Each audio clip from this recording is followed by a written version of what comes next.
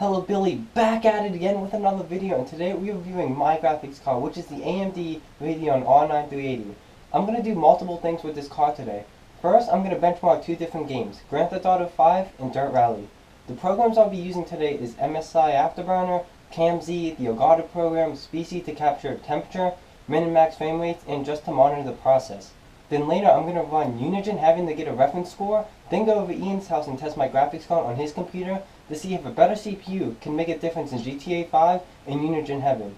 I will be using another laptop in the Elgato for all the tests through the entire video, so I'm really excited to do these tests because not many people have two computers, two graphics cards, or two CPUs to do these sort of tests. So I guess we can get started with our first test. A couple of things before we start benchmarking. For everything tested, my graphics card runs at a stock speed of 980 MHz. I did not overclock because 1, I do not know how, and 2, I just wanted to keep everything stable as possible. I have programs running behind during the benchmark, so there might be a slight decrease in performance. I use a program called Cam to gather the min, max, and average frame rates. The problem with this program is that it captures the frame rates in the menu screens, so I need to find another program to work in the future. Starting with Grand Theft Auto 5, settings were cranked all on Ultra.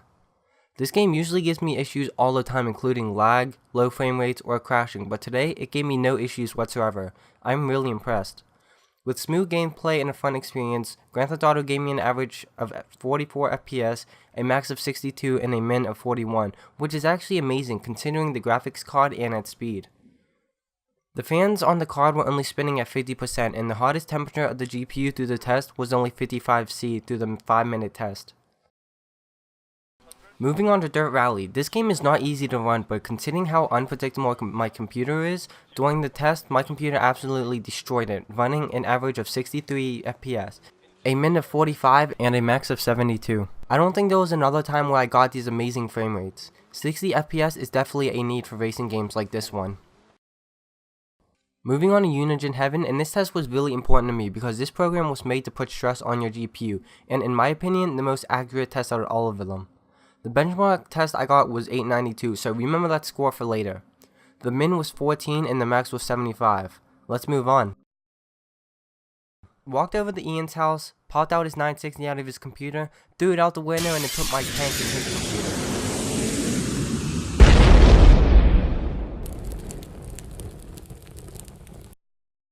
His CPU is an i7 2600, which is more powerful than my CPU and my computer, i5 4690. Question here is, if you use a more powerful CPU, will it help the FPS and benchmark score? Ian also only has 8GB of RAM and I have 16GB of RAM. Whatever you think the answer is, leave it down in the comments right now and I'll wait. Okay, did you leave a comment?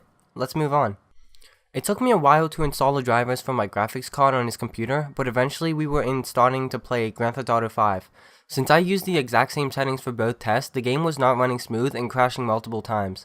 Ian suggested to turn down post-FX down to normal. I turned it to normal and the game finally started. After a 5-minute test, I finished with an average of 52, a min of 15, and a max of 61. Comparing the average score to my i5 4690, it was a gain of 8 FPS, and not sure if that was because of the CPU, but we did see better frame rates, but not smoother gameplay. From time to time, the game would completely freeze up for a moment and then go back to normal. Moving on to the last test of the day, and that is Unigine Heaven. Tested it using the i7 and only got slight improvement. Remember that number I told you before? Well, yes, the i5 got a score of 892 and the i7 got a score of 902.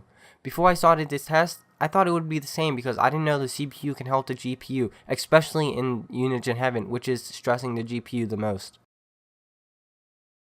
Well, in conclusion guys, this was a really fun video to make. I didn't know improving the CPU can change the graphics card performance.